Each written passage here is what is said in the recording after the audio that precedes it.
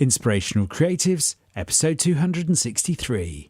If we focus on what's good rather than what's wrong, we have an opportunity to shift our own experience and as a result, shift an experience with others and then our community as well. Welcome to Inspirational Creatives. I'm your host, Rob Lawrence. Join me every Friday as I chat with successful artists, producers, and creative entrepreneurs who share powerful stories and strategies. They can help you to create the life that you want. Listen each week as these inspirational creatives show you how to take your creativity to the next level. You'll learn how to create a sustainable business that inspires others and gives you the financial freedom and lifestyle that you want. Thanks for listening. Make sure you sign up at inspirationalcreatives.com to get free exclusive bonus material. And now, on with the show. Rob here and welcome to a special episode of Inspirational Creatives.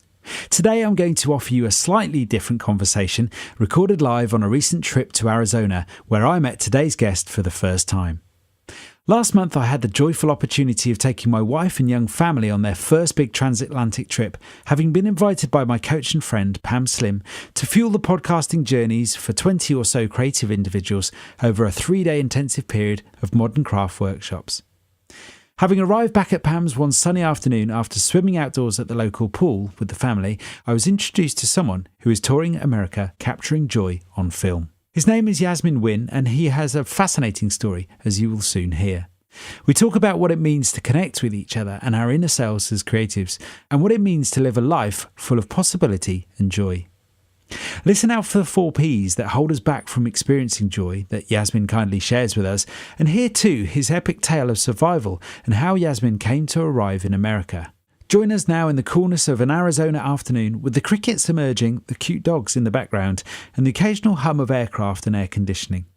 I'm sure you'll enjoy Yasmin's soothing pace and tone as much as we did listening to him. I began by asking Yasmin to introduce himself and his story. My name is Yasmin Nguyen, and originally my family came to America from Vietnam. When I was 5 years old, my parents decided that we needed to leave the country because this was when the communists had come down and taken over the southern part of Vietnam. This was in 1978, and the Americans had already left. And so my dad was working for an American company. My mom was a French teacher. So both of them, having Western ideas and influence, were susceptible to being abducted coming home from work or the market, and their children would become orphans. And so they realized that they could not raise their children in this country. And so what happened was they saved up enough money to find someone who could sneak us out of the country. And so one night, my mom, my grandmother, I was 5 years old, my sister was 3 and my brother was 1, had to sneak out during the middle of the jungle in the night. And we were supposed to get on a small little boat to then meet up with my dad at the mouth of the river. Our fear was during our journey, if we were to get detected as a family, we would all be detained. So we managed to get out there to the mouth of the river and meet up with other families that were about to board this fishing boat. And my dad was nowhere to be found. My mom was frightened, and she had to make a decision to go because we just couldn't go back. And so that's what we did. And as they were piling people into this fishing boat where they stored the fish, the children were drugged with sleeping medicine so they wouldn't cry.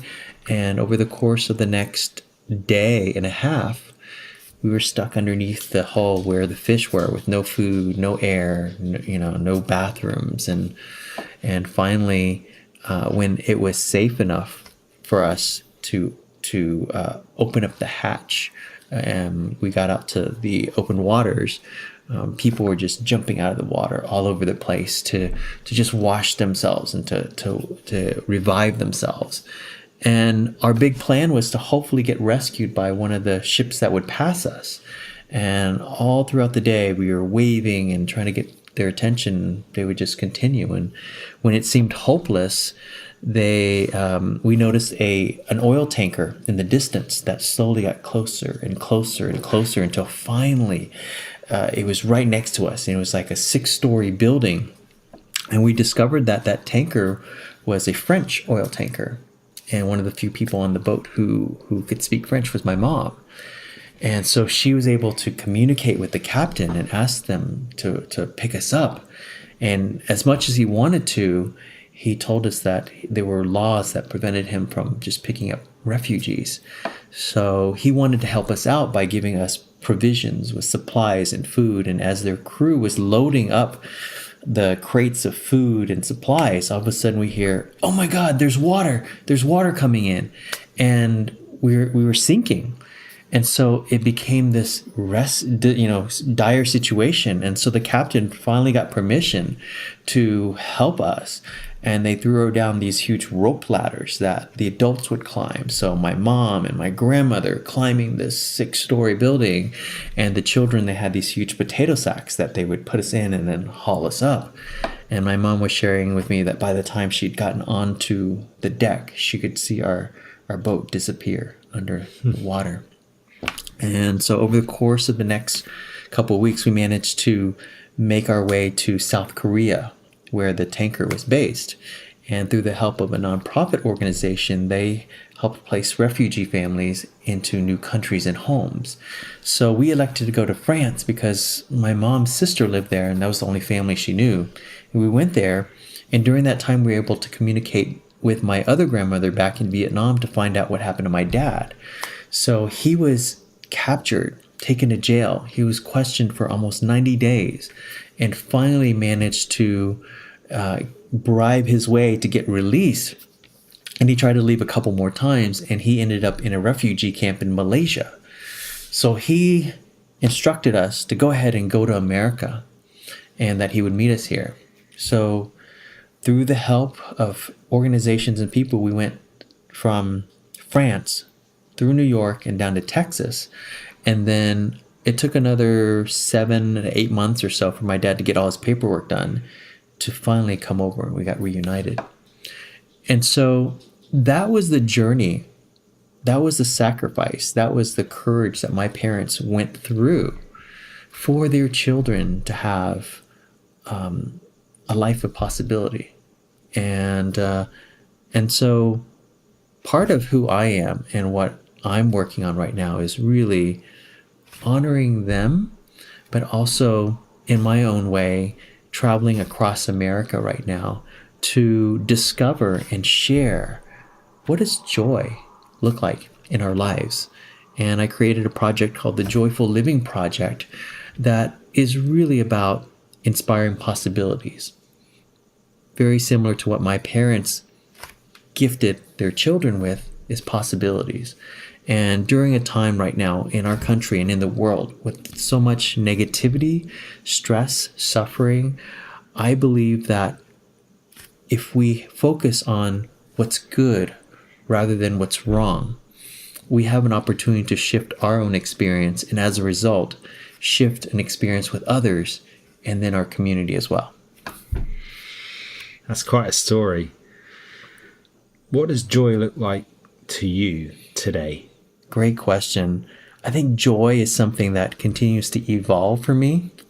Part of this journey is expanding the experiences, the definition of what joy could be. For me, joy comes in so many different forms, from an amazing connection with someone. It comes in the form of seeing beauty and being able to take a picture and to share it.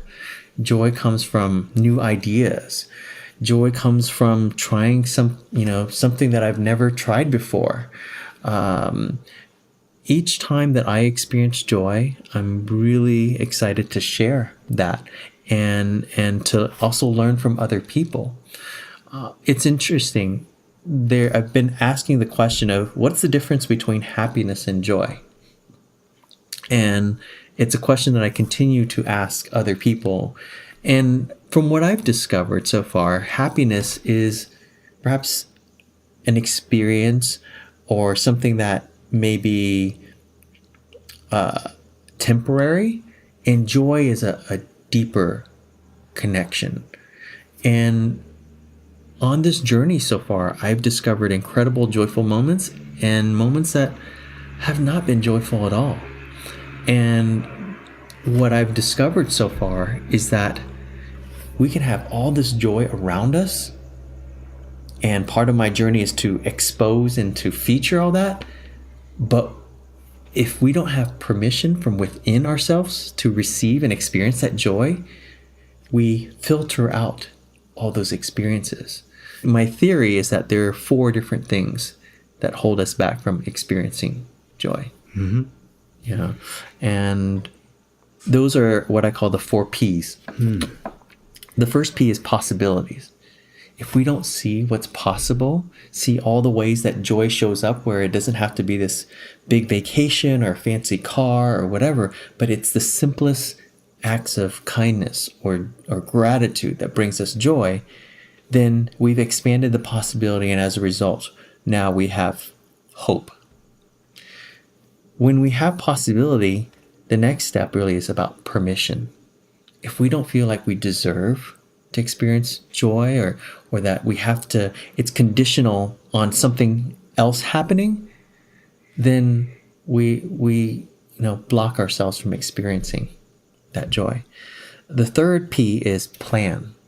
It's great to just be spontaneous, but sometimes for example, when we take time off for ourselves and we don't have clarity on what brings us joy and plan for those things, then by default, a lot of times we just let other people's agenda or let other things happen, and we cheat ourselves. And then the fourth thing, P, is practice. What we practice becomes habit.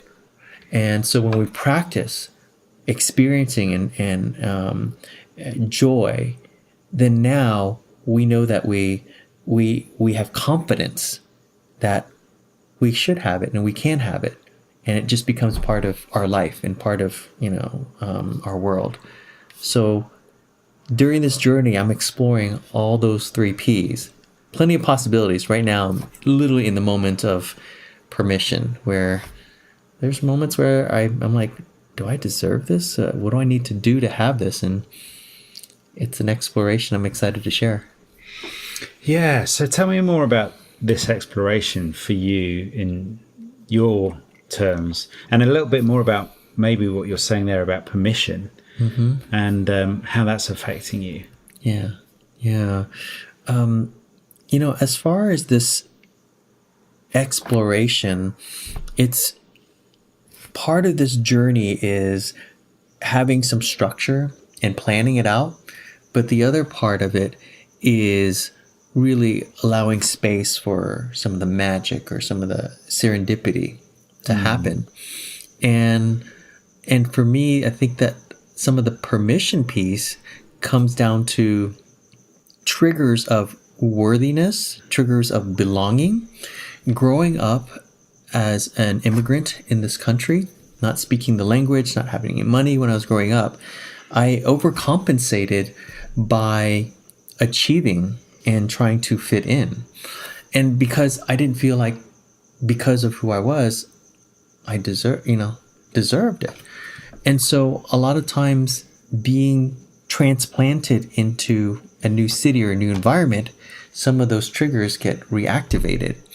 And I start to experience and think from that child mindset rather than the adult that's had 40 years of life already. And so I start to notice that the awareness, and that those are some of the things that I'm exploring right now around the permission piece, because every city that I stop by on this 18-month journey across America, I feel like a stranger unless I connect with people, that I already know. And so those are some things that I'm noticing and I'm experimenting with, and I'm adjusting during this journey, because this is about learning new perspectives, meeting with people, and I'm excited to discover that and to share that along the way.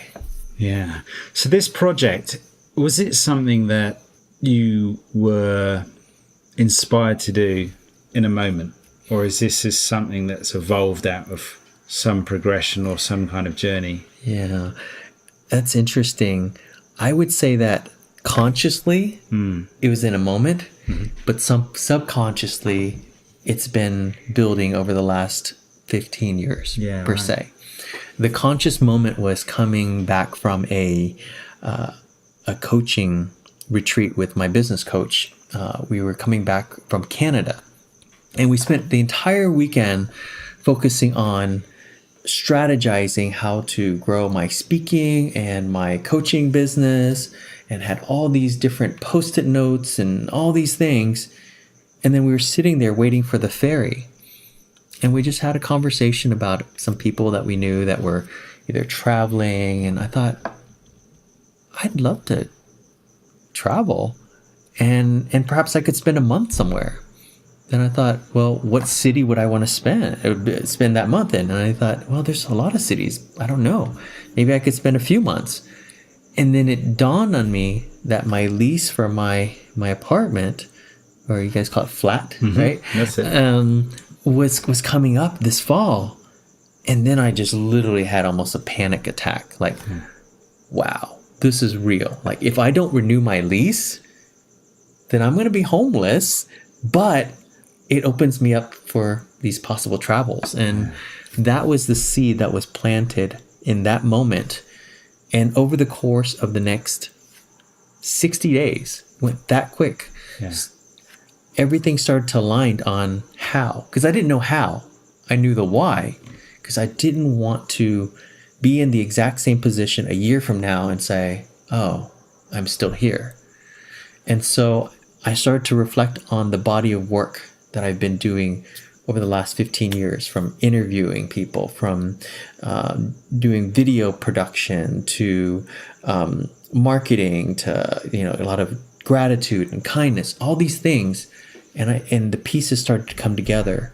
And it finally was clear when I discovered the umbrella of this idea of a joyful living project. What is it like to live a joyful life?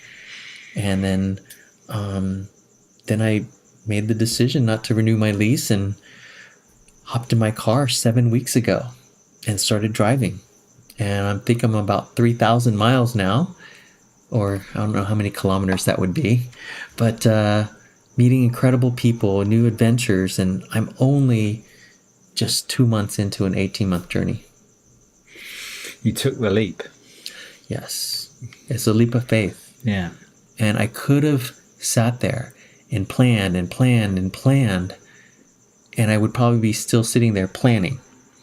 But what happened was, one of my friends had a place that I could stay in San Francisco, and it was between these dates. And I was like, okay, I'm going to be there. And even though my planning was not complete, I just had to go. Do you ever feel that your early experiences, do you ever feel a strong relationship between these pursuits and that early journey? Yeah. I think that my early journeys were done in a state of being asleep. Most of my life, I would say at least 2/3, if not longer, was just out of survival. An aspiration to belong and to feel important. And I was very successful at achieving those things. In school, I made top marks, and I was top of my class, and got involved in all these different organizations, and was the president and leader. And that felt good back then. And I got a great job once I finished university. But during those years working, I didn't feel connected with myself. I didn't even know who I was. And so I had left the business world almost 20 years ago to become an entrepreneur. And during the course of those 2 decades, I've tried so many different things. Many failures, I would call them growth opportunities that amassed a bit of debt. But the reality was that those were all the experiences that I needed to lead me to where I am today. And it allowed me to connect with people that are now instrumental in this journey. And also it allowed me to really get into alignment with myself. One of the turning moments for me was about 4 years ago. I was trying to run 5 different businesses at the same time. I'm pretty ambitious, but this was crazy. And I had a web design business. I had a food business I was starting. I had a social club. I had 3 rental properties with 10 tenants and an e-commerce store. And I remember one day I was so stressed out. I'd been sleeping in my office. My relationships were suffering. My health was failing. Everything was collapsing. And I was so stressed out one day. I was walking to my office, and I was waiting for the light to change at an intersection. And I was in so much pain, and I couldn't think of what can I do to get rid of this pain. I remember there was this bus coming. It's like at the street up. And I thought, what if I were to just step in front of this bus? Maybe the pain would go away. And so I just closed my eyes and took a deep breath. And in that moment, I just heard this voice that said, give yourself another day. Just give yourself another day. And so I went to my office. I sat down on my desk. I tried to work, and I just couldn't get myself to do anything. I couldn't focus. And so I just had this feeling that I just needed to drop everything, hop in my car, and drive as far west as I could. And I lived in Portland, Oregon. And about an hour and a half of driving, I couldn't go any further. I was at the coast. And I remember getting out of my car, took off my shoes, took off my socks, and walked onto the sand and buried my toes in the sand and just gazed out at the horizon with the ocean and took a deep breath. And in that moment, I just discovered peace for that first time. And in doing so, I realized that this is what it's like to give myself what I needed versus taking care of everyone else.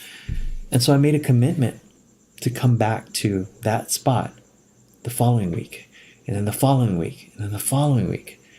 A year and a half later, I'd been out to the coast at least 52 times. And it became a practice of creating space in my life to get clarity on what was most important. It allowed me to start making decisions to get rid of all my businesses. I started to heal my body. I started to rebuild my relationships. And it created a new way of living for me that helped me get into alignment with my work, my life, and my relationships. And from that, I started taking that and I started teaching people and sharing that. And so now this journey is an expansion of this concept. I call it a retirement day practice.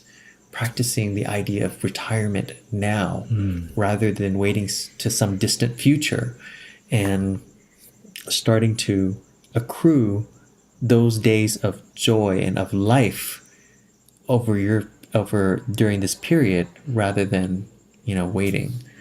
And so this joyful living project is really about expanding possibilities of a quality life for people who are what I call overworked givers, people who care so much about their work, their responsibilities, and they also care so much about the people in their lives, their families, their co-workers, their friends, that oftentimes they feel like they're last on their own list. They feel guilty for taking time for themselves, and they've lost touch with what joy even looks like. And so I'm really committed and inspired to help these amazing people see new possibilities, give themselves permission, create a plan, and really practice a life that allows them to make that impact that they want to make. Amazing. I appreciate it's early days in your project right now, but are there some clues already as to what motivates the type of person that you're describing there? So what I've discovered is one of the things that these overworked givers have in common is they have a deep desire for connection with their work, their craft, what they do. They take a lot of pride in it. That's why they commit so many hours of their lives doing that, pursuing it, learning, sharing it. They also have a deep connection with the relationships in their lives, their family, their friends, their co-workers. They care so much about them that oftentimes they sacrifice their own desires and time and resources to help them. And what happens with them is that there comes a point in time when you just deplete your energy and your resources trying to sustain those types of connections. And what I've discovered is that when we get to that point, there is a desire to contribute even more. And there's this feeling of guilt, like maybe I don't deserve, or maybe I need to take care of others before me.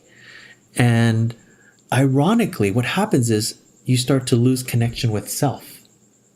And as you start to lose that connection with self, you start to lose ways in which brings ourselves joy, what refills us up. Maybe those hobbies, maybe those people and experiences. And so that's what I've discovered is common amongst the people that I really am committed to helping. Now, the body of work that I'm doing impacts others, but I find that that's the core group of people that are so deserving and need the things that I'm sharing. What are your hopes and wishes in terms of the legacy of this project that you're working on right now? My hope is that in some way this will impact and inspire people that I may not ever meet to make some sort of shift in their life for themselves, for those around them, and cumulatively as a community or country experience that shift. I think we're at a really critical moment in time of our lives right now in our country, with so much negativity, so much divisiveness and pain and suffering and stress, that if we can plant a seed of hope, that seed will grow into something that can really bring us all closer together and realize that we're not that different. We're not that separate. That we all aspire to have joy, to be kind, to be appreciated, to appreciate others. And so that's my hope, is to be a conduit for people to have a shift. I'd like to go back to your own story. And it sounds like you were very successful at school. And in terms of your own journey integrating into an American society, how was that part of the journey for you? What have been some of the challenges around that for you? The challenges for me has been growing up really trying to fit in. You see, my original birth name was Tam, T-A-M. And growing up in school, as you can imagine, grade school kids can be both creative and cruel at the same time. So I heard everything from tamale, tamborghini, tamburger. The nerds or the science folks would call me sine, cosine, tangent. And then my all-time favorite was tampon. So needless to say, when I got a chance to change my name, I did. But I got my U.S. citizenship when I was in high school. And part of the naturalization process was I could change my name, but I didn't know what name to choose. I just knew that I didn't want Tam anymore. And that was part of my identity. And so I wanted something that I could be more American. And I remember this girl named Susan who I just had the biggest crush on. She was just beautiful, and I was so shy I couldn't even talk to her. But she dated this guy named Steve. And I thought, wow, maybe I could be like Steve. And so that's the name that I adopted. For 10 years of my life, I became Steve, this American person who would achieve, who would be successful and all these things. But that wasn't me. I lost sight of who I was and what I wanted in order to be recognized and to belong, but at the cost of who I am. And so over the course of the next 10 years, trying to find myself and actually changing my name to Yasmin, which is what I chose, I started to develop a relationship with myself, which then opened up the doors for connections and relationship with others. In the context of your relationship with yourself, within all of that, within this this need and this desire to fit in, how would you say your sense of identity has shifted from that younger man to who he is now, in terms of, it sounds to me like in order to evolve our identity, sometimes we try hard and we try to fit in. Right. And I could hear some of that in your story there. How has that changed for you now? Because it doesn't sound to me, certainly from the conversation we had before we recorded this, like somebody here is trying to fit in. This is somebody who's well on the journey to knowing who he is and what meaning he has in the world. Tell me more about that journey, that shift for you. I believe that this is an ongoing journey and that I'm still shifting. I would say that I have significantly more clarity on what's important to me, on what's right and what my purpose is. I wouldn't say that I've reached the destination, but it's a journey that I'm closer to that. And with that clarity, I also feel like I have more confidence. The confidence comes from putting myself out there, being vulnerable, articulating the experiences and actually sharing my story without the fear of being judged. And also, I believe that I also have the wisdom, continue to aspire for more wisdom, but I have the wisdom now to identify the people and the communities that are in alignment, in which I share that vulnerability and those stories, so that builds the confidence. In my younger days, I didn't have the wisdom to just know the right people and communities that are aligned to share it. I would just share it. And then, of course, people who didn't understand or appreciate would judge, and then that would impact my own, would question, well, is this okay? But now I'm very mindful of how and who and what, I share, that allows me to build that confidence. And again, I aspire to continue on this path where, regardless of who it is, I'm committed and convicted to just share that. And so that's kind of where I'm at right now. And I'm really looking forward to fast forwarding a year and a half from now to see where I'm at, going on this journey, and to not only discover, but also continue to articulate and communicate what I stand for, what this is about, and allow that to speak for itself. Yeah, absolutely. If a sense of identity was part of your motivation growing up, what would you say is a core part of your motivation today? I would say that my identity growing up was a survivor. What do I need to do to survive? I mean, survived being in the middle of the ocean, survived growing up in America, not necessarily fitting in as an immigrant. And I still carry that identity subconsciously with me.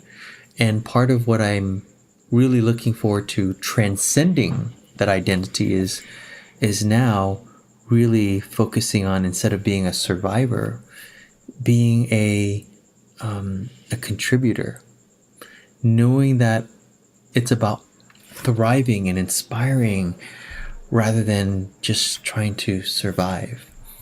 And it's something that's part of the permission piece that we talked about earlier here, that there's residual subconscious pieces there that get triggered.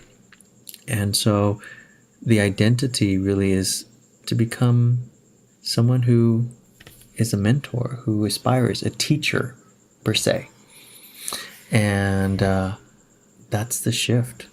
Yeah. Tell me a little bit more about how you've managed to cultivate a sense of non-judgment towards yourself. Gosh, that last part, that's the tricky part. Non-judgment with other people, very easy for me. I think part of that has been the amazing people that I've gotten to know that have modeled this. In many ways, my parents, to some extent too. But the judgment with myself, that's the tricky part. That's the part I'm still trying to figure out, because I'm probably the most critical person of myself. And I think part of this journey is for me to discover that, to notice all the joy that's out there in unexpected ways that didn't fit into the plan that it was supposed to happen, and say, oh, you didn't do that right, but look at all the magic. And so this is the lesson that I am fully immersed in right now. We had a great conversation earlier when we first met, actually, when you arrived here. We're both visitors to Phoenix, to Mesa here. Part of that conversation, which I really enjoyed, was this concept of leaving enough space for the magic to happen. Tell me about how that's happened in your life, and if you want to share that story that you shared with me earlier about how that's worked for you more recently. Yeah. Because this is something I'm learning too. Right. So I'm fascinated by that. Yeah. So about a week ago, I was in Los Angeles, and my plan was to stay there for another week and then travel down to San Diego.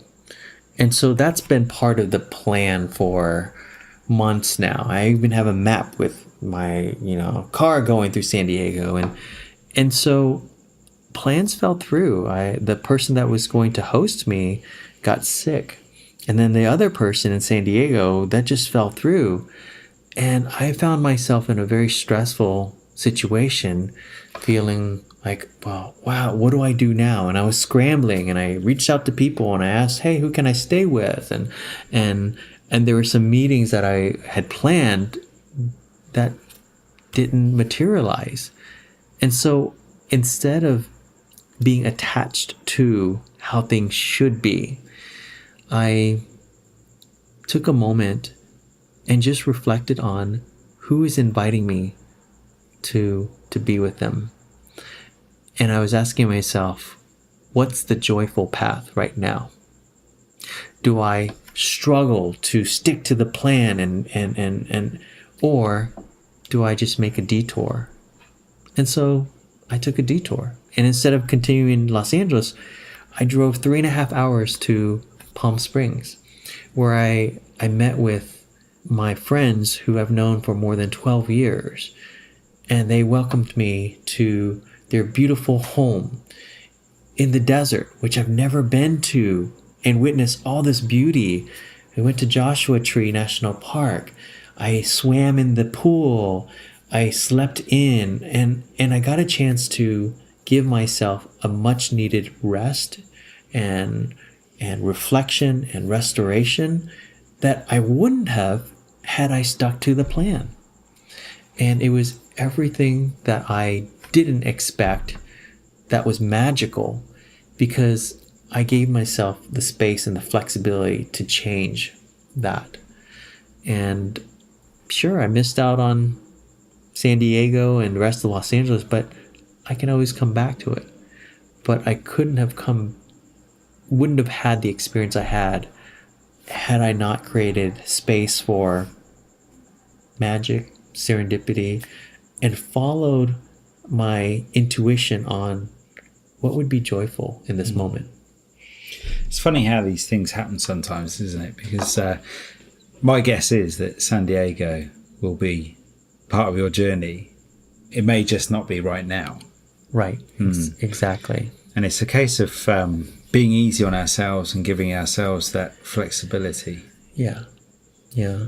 Talk to me a little bit about some of the more specifics that you think you may have covered in terms of where you're heading in the next 18 months. Yeah. So over the course of the first 60 days on this project, I've thrown a lot of stuff on the walls to see what sticks. And I've done some what I call joy missions, where I partner up with someone and I go out and we do something kind or spread positivity. I've done some gratitude experiences where we've gone and we've thanked or shared gratitude with someone who is deserving. And so as I've tried these different things, I'm starting to get really clear on the areas that I want to focus on moving forward, and also being very intentional about having what I call joy ambassadors in each city, rather than just me showing up and saying, I'm here, what do I do? So my vision is to produce 3 different types of series that highlight different aspects of joy. The first one is called Thanked, which is modeled after this American show called Punk'd, where they used to take celebrities and play practical jokes on people. But instead of practical jokes, we want to model that concept and identify people in the community that's doing a phenomenal job of making an impact, and recognizing them, but also surprising them. So with an accomplice or a joy ambassador, identify the people in their lives that can share an experience, gratitude and appreciation, so that we can gift them with that surprise moment and document and share that so that it can inspire others. That's the first concept, called Thanked. The second is called, I call it Joy Rides with Joy Makers Across America. If you've ever seen that show on Netflix called Comedians in Cars Getting Coffee, it's similar to that. And what I want to do is do some research and find out who are the people in this country that are bringing so much joy through their kindness, their generosity, the things that they're making an impact for. And I want to go visit them in their hometown. And I want to invite them. Actually, I've done this already, but I invite them in a car ride with me, a joy ride. And then we go on this ride, and then we go on some sort of adventure or experience. Maybe it's swinging on trapeze or feeding elephants, something that they've wanted to do. But we can share that joy and just have a conversation in the car about joy, and give people an opportunity to meet these joy makers. So joy rides with joy makers across America. The third concept that I want to produce is called Joy Missions. If you've ever seen that movie Mission Impossible, where it starts off with, your mission, should you accept it, is to whatever. Well, part of this is, as I visit each city, invite a person or a group of people to do a mission of kindness or generosity and surprise people.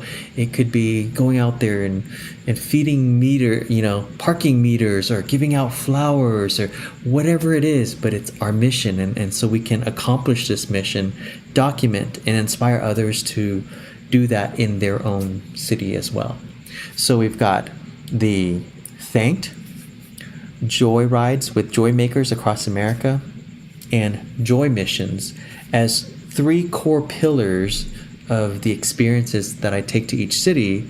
And at the same time, as I experience great conversations with people or fun activities or amazing things, I'm also documenting that as well. Yeah. On that note, tell me a little bit more about your actual craft here, because you're obviously a very talented guy with lots of varied experience, which you described to me earlier in terms of how you pull that experience together. Tell me more about that and how it's all coming together for you in terms of your own talents on this particular project. Yeah, my craft comes from a accumulation of all these varied experiences over the last 2 decades. Some of them have been interviewing, getting to know people. I've interviewed probably more than 500 people or so, and so I feel like I've been gifted with the skill of being able to invite someone to really share their truth and speak their heart and learn and discover. I've also invested quite heavily in going to seminars and books and all that, and so I have a knack of really learning and applying and conceptualizing things. I also have been able to done a lot significant amount of video production over the last 6 years, and done editing as well, and so that brings that to the table. And I think the most important skill or craft that I've been able to apply and bring to the table is just the connections that I've developed over the last decade and a half. These are the people, the amazing people like Pam and others that are paving the way through connections, the breadcrumbs that I follow on this journey. If I didn't have those relationships, it would be a more challenging and difficult experience to just show up and be, okay, what am I going to do? But by having those amazing people in my life, it's facilitating the opportunities that are showing up. So you've conducted over 500 interviews, which is a pretty impressive CV. Having done that, what have you learned about the interview process, having those conversations, capturing those conversations? What do you know now that you didn't know when you first started that journey? Yeah. When I first started that journey, I was so focused on getting the right answers to the questions. What are the questions that I need to ask, and how do I get the right answer? And what I've discovered is that deep down, every single one of us deeply desires an opportunity to be seen, heard, and appreciated. And when I approach an opportunity to interview, or more so, I like to avoid the word interview because there's so many negative connotations that communicate judgment. When I approach an opportunity to have a conversation and a connection with someone, I really cherish that as an opportunity for me to hold space for the other person and invite them to be seen, to be heard, and to be valued. And I start off that experience of inviting them in with some gratitude about themselves. I also invite them to share their passion. And what that does is that allows them to open up their hearts. And in doing so, the gift that they share is this magical moment of connection that is priceless, both as a gift for them and a gift for me. And when I can capture that, witness that, so that we can share that authentic moment of connection. That, I think, is incredible for someone to experience. We experience so much noise these days, so much media and all these different things, and our BS sensor is so on alert, but we can feel connection. And if we can create that space to have that authentic connection, people can feel that. And when people start to feel, they start to relate, they start to connect. When they connect, that's when the possibility of impact happens. And with your experience, how do you go about framing those situations? So here's somebody on the other side of your camera you've perhaps not met before, many I imagine, and you want to get some deep, authentic connection pretty quickly without some of the judgment on both sides that comes with framing it as an interview. How do you go about getting into a conversation quickly? Yeah, I think that's the key thing, is framing it, like you just said. Too often when we approach it from an interview, we feel like there's a right and a wrong answer. So we hold back and we start speaking from our head instead of our heart. And the way to frame it, to get people to suspend that judgment from themselves, is to shift the focus on someone else. So a lot of times in a conversation, I like to position it so that this conversation will benefit someone else. Through your stories, we can help inspire and help others. So it shifts from that need to feel like I need to be important or I need to get this right, to I am contributing to helping someone else. When we shift that focus off of ourselves and onto someone else where we can make an impact on them, we start to suspend all of those judgment and things in our mind. And so that is the way that I help position. And especially when I help companies share their customer success stories and testimonials, instead of saying, hey, can you do a testimonial for this company? What I do is I ask them, hey, you know what? This company or this business so appreciates you, and we want to help others that are like you, that went through your experience. Would you help share your story so that we can inspire and help others just like you? They're more willing to say, yes, of course, I'd love to help others, rather than, I could say some good things about this company, or I don't know, maybe I'm not so good on camera, because it becomes less about them. It becomes about someone else. It's amazing. Earlier when we had a conversation, we were talking about similar concepts to this. And one of the things that really stuck out for me was how you were suggesting Joseph Campbell's hero's journey fits into all of this. Can you tell me a little bit more about how you see that? Yeah. So I was initially introduced to this concept of the hero's journey from Joseph Campbell, certainly watching movies, Star Wars, Lord of the Rings, all that. But from a business context, I remember reading this book called The Story Brand by, Donald Miller. And in that, he helped introduce this concept of identifying the hero, not as the business, but as the customer and their journey, and seeing the challenges, the struggles, and also the transformation that they experience as a result of having a mentor like the business. And so when we can craft a story that focuses on that hero being someone that the viewer can, or the audience can relate to, and seeing how they could have a new experience, we then have a deeper connection and can relate to them and desire that outcome, and see that business as that mentor, the catalyst or the conduit for that transformation.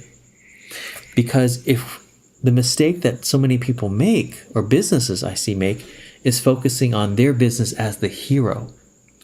And when we do that, it's really hard to connect with the business, saying how they are so great, how much they've done, all these things, when we're looking for our own shift and transformation. And we are looking for others that are like us. Thank you for sharing that. That's been a real shift in my mind, actually, just hearing that.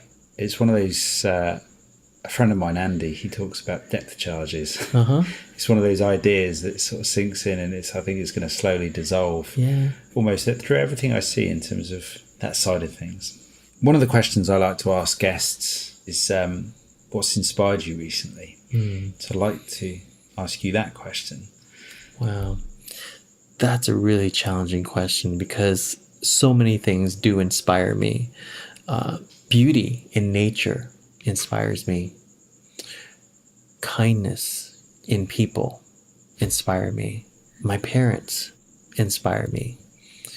The knowledge, the nuggets of wisdom that I get from books and experiences, that inspires me. Just amazing conversations. So inspiration for me comes in so many different ways. And I think that the challenge for me is sometimes not getting in my own way from noticing all that inspiration. There's a lot in that. When it comes to, well, firstly, what I love about your answer there, I don't think I've heard it a response in all the interviews I've done so far put like that, which I really love. I love the fact that it can come from so many sources, but on the other side of it is that how do we prevent ourselves from getting in our own way to receive inspiration? Yeah. Wow. That's the $1 million question, right? I for me, first it's about taking care of myself. If I feel depleted physically, if I feel that I am not in an environment that puts me into a state of feeling safe, in a state that I feel that I am connected, then there's no amount of inspiration or trying to get that will get through. And so raising that level of awareness of what needs do I have to be in place, and once that's in place, then it's reminding myself of the experiences that trigger joy and connection again. Maybe it's that song or that music. Maybe it's having a conversation with someone, one of my mentors or friends that always, gets me. So how do I get back into that state? It's a level of awareness that is so important to getting there. And quite frankly, sometimes it's an unexpected act of kindness or gratitude that just snaps me out just like that. And I can share one final story here, is that I remember it was last Thanksgiving. That's right. It was last Thanksgiving. I was getting ready to launch my podcast called the Gratitude Hacks Podcast. And I was having a really hard time. I was really struggling. I was in a major just depression mode.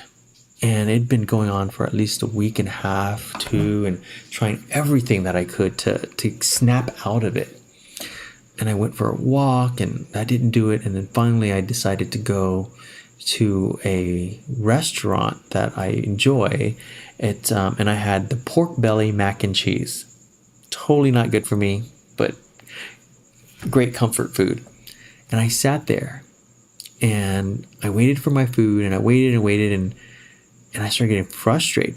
And I'm scrolling through my Facebook feed, and everybody's like, what are you grateful for? And I'm like, I'm not grateful for anything right now. I'm launching a great gratitude podcast. I'm not grateful for anything. And all of a sudden the server came by and said, I'm so sorry. Somehow your food order got lost, and we're going to get it right out to you. And we want to buy you dinner and take care of this. And in that moment of frustration, but unexpected kindness, that shifted everything for me. And I started to write a little blog entry around how I'd been stuck in this space, but it was in that instant of someone being kind shifted my mindset and my trajectory. And so awareness, and it just could be, again, just a moment of unexpected appreciation. And that's what I'm really excited and inspired by this Joyful Living project is I want to raise the level of awareness of the joy that's around us and invite people to participate in ways that we surprise and give people that kindness and that gratitude that they might not expect, because who knows what they may be going through that we can instantly create a shift. Awesome. You've driven all the way down to Mesa, Arizona from Palm Springs today. What are you grateful for today? I am grateful for the gift of having an entire week with my friends to recharge and get reconnected and get energized for this next leg. I am grateful for having a vehicle that's taking me here without breaking down. I'm grateful for the beautiful weather, and I mean, traffic was easy to get through. And I'm also grateful for being here, being the minute that I got here, being welcomed by Pam and feeling right at home. That's one of the biggest adjustments on this journey is the whole concept of home. I've uprooted myself from Portland, and now home is in the moment in which I am there. And every week or every couple weeks or so, it's, okay, that's no longer home. What is home? So this gift of being here, I'm so grateful for. And the opportunity to meet you and Sandra and the kids and all that. Someone who I didn't even know 24 hours ago. But for us to have this incredible connection and conversation, wow, that's incredible. So those are some of the things I'm grateful for today. Love that. It's got one final question I'd love to ask you while I've got you there. Yeah. If you could go back and speak to that younger Tam, what advice would you give him today? Wow. Part of me wants to say, just do what you're doing. Because if it weren't for you doing what you're doing, I wouldn't be here today. I like that. The other part is that you're exactly who you're supposed to be. That in itself is the miracle. Yasmin, it's been a pleasure to meet you, and thank you so much for this conversation this evening. Yeah. We've only just met, but I knew I'd have to capture some of our conversation. Where can listeners find out more about you and your new project? So my project can be found at joyfullivingproject.com, on social media, Facebook and Instagram and YouTube, all Joyful Living Project. Awesome. Thank you. Thank you for the opportunity to share, to be here with you, to share with your audience and holding space. And I so appreciate the gift of being heard and valued, and that is truly joyful. And so thank you. So there you go. I really hoped you enjoyed listening to Yasmin and his story as much as I did recording it. My thanks again to Yasmin for a wonderful conversation, and to Pam for her hospitality and connecting us. Let me know what from our conversation today resonated with you by dropping me an email at rob@inspirationalcreatives.com, and I'll chat to you soon. Thanks for listening. Nothing beats the stories and advice of an expert to help you raise your creative game. I would love to know what you thought about today's episode, so don't forget to subscribe in iTunes, where you can rate and review the show. If you like this episode, I invite you to share it on Facebook or Twitter with the one person you know who will benefit from the wisdom shared here today. You can find the show notes on inspirationalcreatives.com/podcast. If you have a burning question or a great idea for a guest, head on over to inspirationalcreatives.com/contact, where you can connect with me there. This episode of Inspirational Creatives is hosted on the podcast platform Libsyn. If you're thinking of starting your own podcast and if you're looking for a podcast host, Libsyn is the podcast hosting platform that the Inspirational Creatives podcast has been reliably hosted on since launching in November 2014. If you'd like to give it a try, I'm pleased to share with you the promo code CREATIVE, which you can use on libsyn.com. That promo code is good for up to 2 months free trial. If you use the code at the beginning of a month, then you'll receive all of that month and the next month free. However, if you use the promo code later in the month, you'll get the remainder of that month free and the following month free too. That promo code is CREATIVE, which you can use on libsyn.com.